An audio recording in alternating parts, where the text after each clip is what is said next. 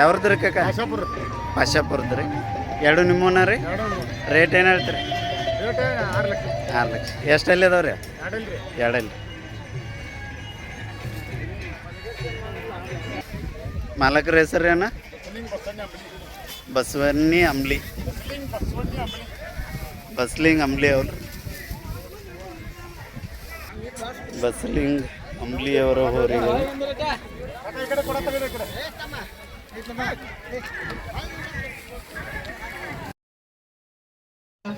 ಅಥವಾ 5 ನಿಮಿಷದಲ್ಲಿ ಉದ್ಘಾಟನಾ ಕಾರ್ಯಕ್ರಮ ನೆರವೇರುವುದು. ಆದ ಕಾರಣ ಎಲ್ಲ ಮಹನೀಯರು ಬೇಗನೆ ವೇದಿಕೆ ಕಡೆಗೆ